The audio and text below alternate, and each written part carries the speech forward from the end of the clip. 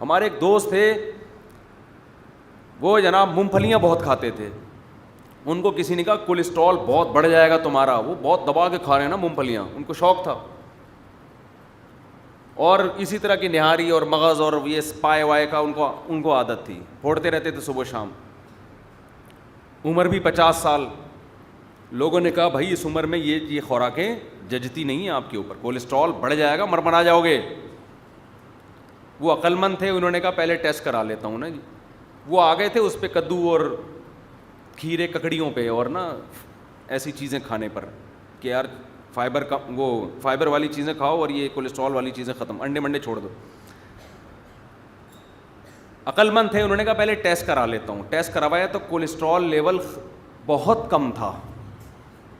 Doctor نے کہا آپ تو پائے کھاؤ, مغز کھاؤ, میوے کھاؤ. آپ ٹیسٹ کے بعد پتہ چلا نا کہ یہ کولیسٹرول کی باتیں آپ کے لیے نہیں ہیں, آپ میں تو کمی ہے. انہوں نے اور پھوڑنا شروع کر دیا.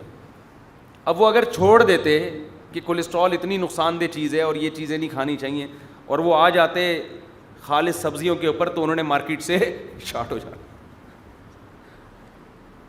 کیا خیال ہے؟ مادہ فاسدہ تو جسم میں نہ ہوتا لیکن جسم بھی نہ ہوتا. پھر وہ ایک حکیم صاحب تھے نا, جلا باور دوا ہر ایک کو دیا کرتے تھے کہ پہلے جسم سے گندا مادہ نکل جائے پھر علاج کراؤں گا میں, مادہ فاسدہ موشن کے ذریعے. تو ایک دبلا پتلا باریک سا آدمی حکیم صاحب کے پاس گیا.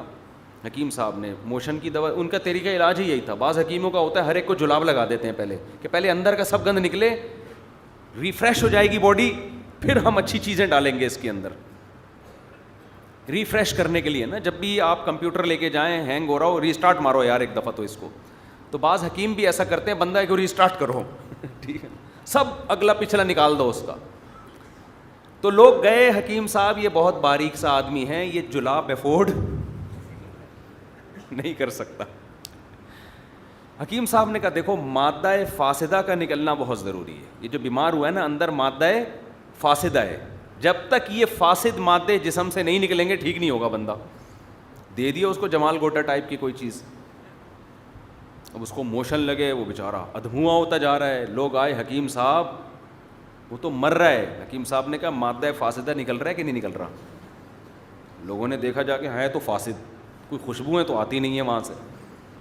بھائی فاسد مادہ ہے, کوئی اچھی چیز تو نہیں نکل, کوئی گردے پھیپڑے تو باہر نہیں آ رہے نا.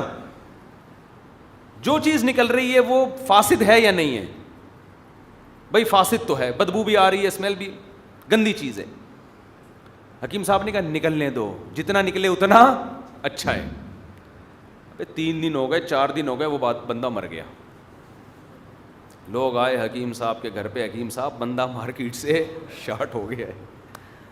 حکیم صاحب نے کہا شکر کرو مادہ فاسدہ نکال کے مرا ہے, صاف ستھرا قبر میں جائے گا. مادہ فاسدہ لے کے جاتا قبر بھی گندی ہوتی. تو اب مادہ فاسدہ نکالنا واقعی ضروری ہے, مگر جس میں ایکسٹرا مادے ہوں ان کے لیے ضروری ہے نا. جس میں مادہ ہی نہیں ہے وہ بندہ ہی نکل گیا اس سے.